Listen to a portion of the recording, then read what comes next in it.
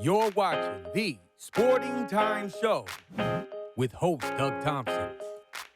Sponsored by Jewelry Barn and Pawn Shop. Good evening and welcome to the Sporting Time Show. I am Doug Thompson and of course our cameo guest host for the second time, the only person to be here second time, Brian Davis. He has a radio show on WFKN out of Franklin. Yeah. But I am so glad to be here. Glad to be here too as well. You know, you probably got here a little easier than I did, but I am glad to be here, and hopefully I'll be here next week as well.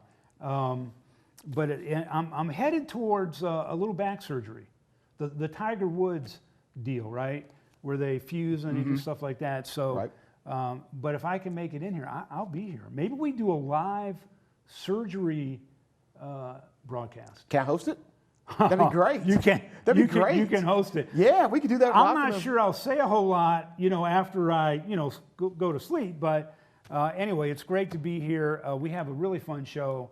One of the things that we want to do on this show is, for it to be informative, sports. We want to have guest hosts come in that you may know of that are from the community, and then our guests that zoom in. Some educational, and we're going to have an educational guest today. Okay. A professor from the University of Kentucky. Ooh. How about that? Former sports anchor. So anyway, that's going to be a lot of fun. Ooh, I wonder who that is. You know who it is, Andrew Dawson. What? Yeah, see? You're even surprised. Dawes? Wow. But let's get to it, Brian, because we have a lot of sports to talk about. Of course, boys and girls soccer has wrapped up a few days ago.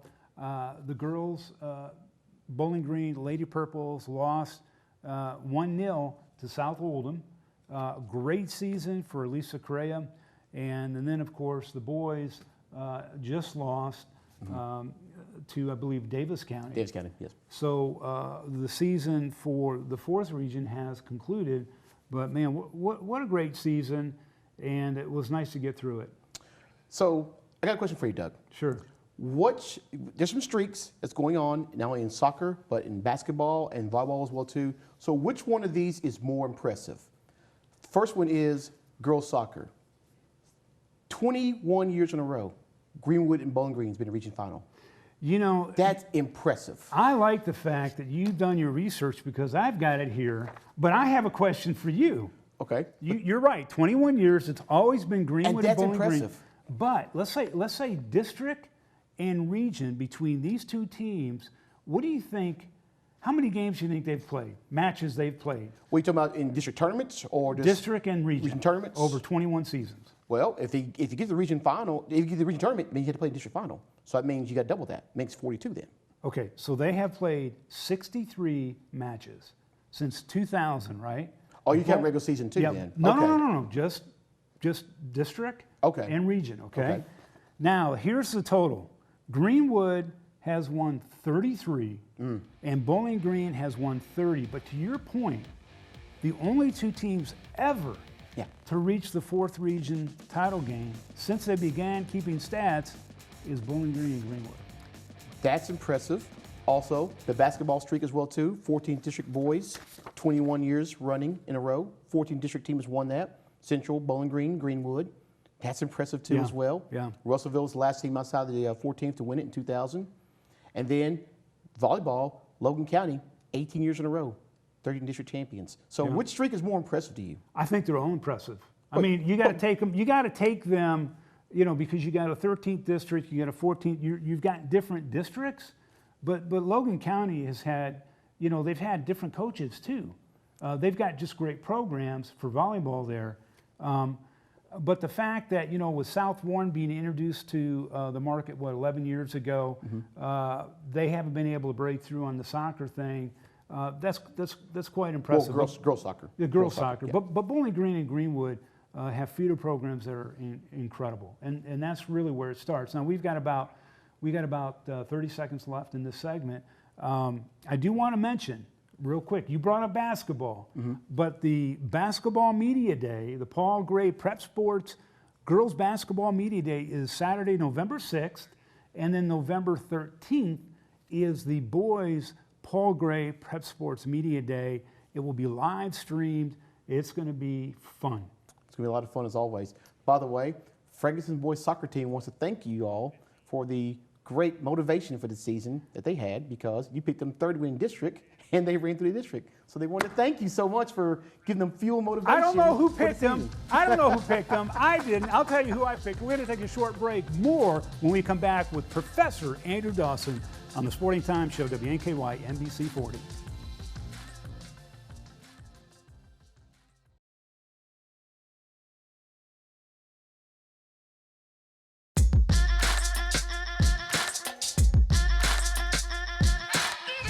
Welcome back to the show. Well, we want this show to be interesting, informative, and fun. And my next guest has all of those things. He and I used to work together, and he hung up his sports director, sports anchor job to become a professor at the University of Kentucky. I'd like to welcome in Professor Andrew Dawson. Wow. How Hi, about Doug. that? And, if we're going to be technical, I'm just a lecturer. I'm not. But you can call me professor or doctor, whichever one you feel. I like the professor. I like the doctor, and I like the new look. I mean, I have not seen you in several years now, and you're looking very professorish. That's not a word. I just made it up, but. How long have you been doing lecturing and being a professor at University of Kentucky? It's crazy to say out loud, but this is my 6th school year. So Wow. It has been quite a while since we were working together, putting our show together that we did. And Yeah. so, this is my 6th school year, which is, like I said, really wild when I say it out loud. And I use that term loosely, you and I working together, because it was your full-time job, and I would just come in once a week and we would do some things together. But, I think back, you went to school for broadcasting. You invested a lot of time, a lot of energy, and, you decided basically at some point in time that, maybe you felt like your calling was on doing something different. Was that pretty much the way it was? When I got out of broadcasting, I would say at that point in my life, things were a little bit different. And so I moved for a number of reasons. And one of them for sure was, I think it's pretty fair to say the last 5 or 6 months, I was getting a little burned out. Yeah. And I think a lot of people who work in TV for a while can experience that depending on where you're at. But teaching was a really good gig I was able to get into because I went to UK, and it's probably an email from a student if you just heard that.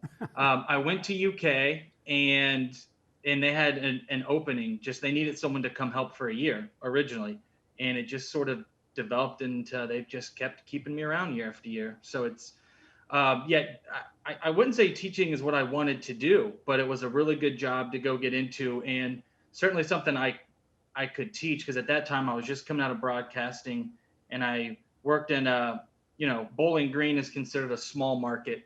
Right. And so our students, a lot of them, that's where they're going to start out. And so I had that experience to kind of tell them, hey, here's what you can expect. Here's what it's going to be like. And it's just kind of continued over for 6 years, and it's still they still bring me back every semester, so I must be doing something at least somewhat right. I would think so.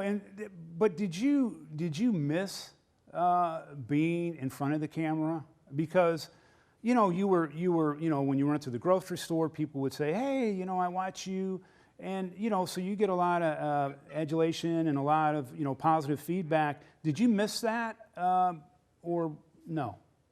No, I never missed that. I mean, really, I think everyone's different, right? For me, that was never a big part of it. I never, it was nice for sure if I'd go out, if someone would want to stop and talk or say, hey, I think you do a nice job. Like, who doesn't want to hear that? Right. But I didn't miss that part of it. What I missed most was the sort of the trips and just being on a team, right? Teaching is, you don't have that newsroom feel where everyone's sort of we're all pulling in the same direction, Right. trying to put on a show or a sportscast or whatever it is. So I missed that. And I certainly missed, not saying this just because I'm on here with you, but I missed like spending, that time with you or seeing a lot of the guys from all over town where we were all at the same games all the time. Like your friends, you become Right. friends with those people.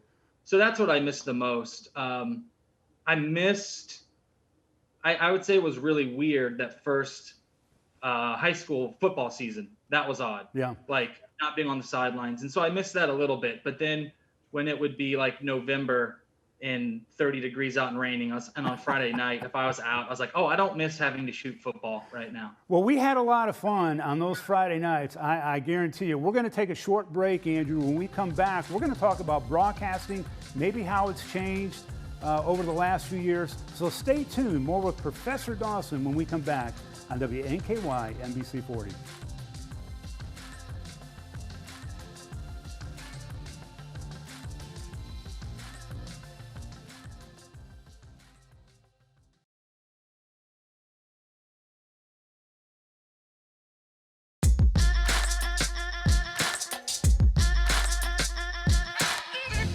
Welcome back to the show. Andrew Dawson, Professor Andrew Dawson from the University of Kentucky, formerly from this market as a sports director, sports anchor, and now he teaches students about broadcasting. And Andrew, welcome back. I want to ask you, I think when you probably started school, when you just got out of high school, podcast, probably had some legs. But today, podcasts are huge. I mean, so we have podcasts, we have the internet. How has it changed maybe in the last 6 years, broadcasting or broadcast journalism with all the different kind of media platforms that are out there? And have you had to change the way that you teach to accommodate that? Well, to answer the last question, I don't think I've had to really change how I teach, but you certainly have to be still in it, right? Keeping up with what's going on, because we want to make sure we're not teaching our students old ways of doing things. Or teaching them things that when they graduate, people who are hiring them are going to look at them and say, well, it's great, if we were trying to hire you 10 years ago, but you don't have the skills you need now. So you definitely have to keep up on with what's going on. Maybe you change some assignments and make sure that we're working in how to understand these new ways of doing things. I think what's been different, I think what's great with podcasting and YouTube and everything else, which YouTube's been around forever, but I think what's great now in the last 3 or 4 years is I tell my students, you can get as much practice as you want doing this, right? I tell my students, you and a friend grab a camera or get your phone. That's all you need for a podcast, and create your own and just get those reps, get practice doing it. If you want to have a sports podcast one day, start doing one now, right? You can publish anywhere. Yeah. It's not like 20 years ago where unless you were on air at a radio station, you couldn't get that practice or those reps. And so now I think there's so many more avenues for kids to, while they're in college or even high school, if you want to do it, you can do it. And I think journalism, you certainly need instruction from someone who's done it just to learn techniques or whether we're talking ethics and sort of the rules of journalism. Yeah. But I think journalism is you've got to just learn by doing it. A lot of my classes, I just give my students assignments for the day and I'll say, go grab a camera and go get me this. Because I think the way you can learn broadcasting at least is by going out and doing it and not necessarily sitting in class watching me talk through a PowerPoint. That you've got to get your hands on the equipment and do it. So do you think there's more opportunity today for students that want to get into journalism or broadcasting, let's say broadcasting, maybe than there was a few years ago? Or is it still, tough to break into markets, even small markets, because the demand is so high for that type of job?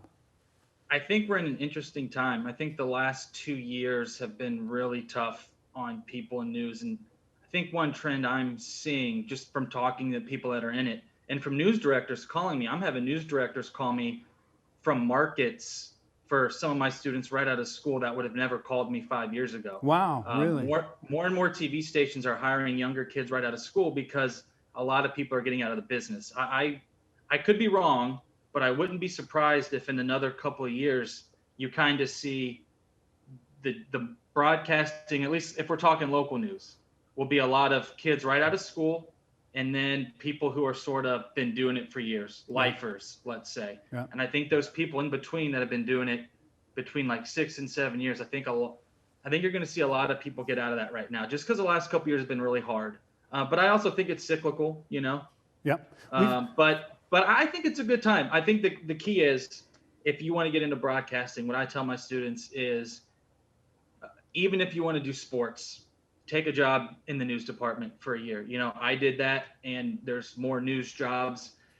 Honestly, the best piece of advice I ever got was, hey, if they offer you a job sweeping the floors, do it. Just get your foot in the door. Yeah. And then, because a lot of these places, you just want to be in the building. And if you're in the building, opportunities will arise. Well, listen, we actually have run out of time, and I have so many questions to ask you. I know I can't believe it, but it has been great to catch up with you. I have so many stories that I want to tell your students when you invite me to one of your lectures about you, so I may not hear, but Andrew, thank you very much. You look fantastic, and thanks for taking some time out today. You've got an open invitation anytime you come up to Lexington. Thank you. Andrew Dawson. All right, we're going to take a short break. When we come back, well, we're going to wrap things up on this issue of the Sporting Times on WNKY NBC 40. We'll be right back.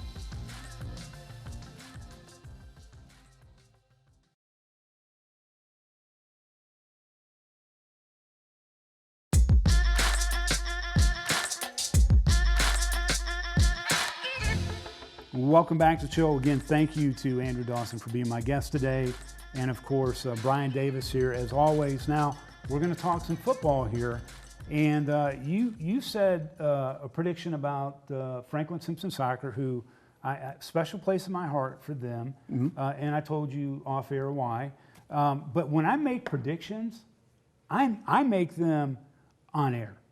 So they know it's coming from me, right? Right. So I made a prediction back in early August, before any football games, before anything happened, that Glasgow Scotties would win the 3A state championship, and here it is. I believe the Glasgow Scotties win the state championship in 3A. Whoa. Mark it down, Whoa. jot it down. Whoa. I believe in the Glasgow Scotties. I think this is the year they do it. Okay, there you go. So now I talked to Coach Gorman. I said, I don't want to jinx you. I don't want, any of that stuff. And he said, look at Doug, thank you for the vote of confidence. And this is the beginning of the season. And right now they're 7-0. And of course, when you and I taped the show, we didn't know what was going to happen in week 9. I projected that they won. And I think they're going to go 9-1 this year. Who you haven't losing to? Well, they've already lost. Oh, okay. That's okay. Yeah. Okay. Yeah, they lost Okay. to a team that is number 1 in their region. Okay. In fact, let me tell you right now. First, Woodford County. Woodford County. Yeah.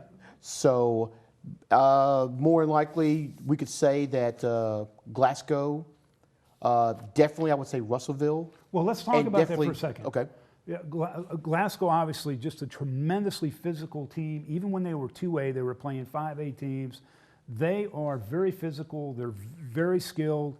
And then to speak to Russellville, another team that is ranked number 1 in Class 1A is the Russellville Panthers. And I know you've seen them play.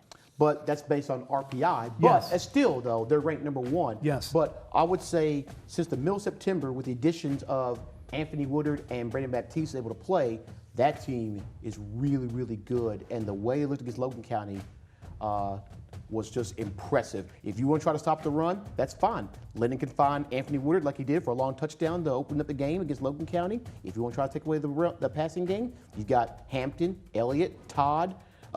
They can run the football. They can beat you in different ways. They are really, really good. Woodard is an amazing athlete. He could play any sport and be great at it, right? The thing about Russellville, it's a 1A school. They don't have many kids in the school. And one of the things about Russellville in years past is the fact that injuries got them when they got late into the season, right? So they didn't have a lot of people to fill the gaps. Not so much this year. Not so much this year. I think that they'll win out. They should have every playoff game at home because of RPI. Yeah. Pikeville will be right there with them. They won't face Pikeville probably until the championship. So every game, there should be no reason why they can get to Lexington. Every game should be at Ray Stadium in the playoffs. Exciting. Mikey Benton's done a fantastic job. I want to move on to the Greenwood Gators, who it's a team that we follow very, very closely. They're 6-2 as of our broadcast taping, and now they played South Warren. South Warren, formidable opponent, But Greenwood has all sorts of skilled players that can get the job done. Shockley has had an amazing season at quarterback. I'm anxious to see who they play in the first round. It'll probably be Bowling Green. But this is a team that can make things happen and get things done. So I'm anxious to see what they do when they get into postseason. Now, you had another team on your list. Warren East, I'll tell you what, Warren East and Griff, man, I tell you what, Coach Griff. I mean, that district, we got Coach Griff and Brad Hood and Coach Cheney. I mean, my goodness. Black and blue district. The trash talk is great. I mean, it's like Ric Flair, Dusty Rhodes like trash talk. I mean, it's great with those three. But Warren East is in a great position to possibly, take win a district. And so get Allen Scotts. Let's look at Franklin Simpson. I mean, it's really between those three teams, pretty much. But it's going to be interesting to see which one of those three comes out of the playoffs and wins the district portion of the playoffs. And then after that, I hate this RPI thing, but it's probably they're going to go on the road. So you're going to have to win probably 2 more on the road to get the state championship game. So yeah, it's going to be an amazing finish. Brian, thank you very much again for being our cameo guest host for the second time. Thank You're you. the only one. And say hello to Michael Compton, too. We're not going to host over your hospital bed? We may. We got to wrap things up, though. Remember, go to stfanclub.com to see all your streaming games. For Doug Thompson and Brian Davis, have a safe week. We'll see you next week, same time, same place. Good night.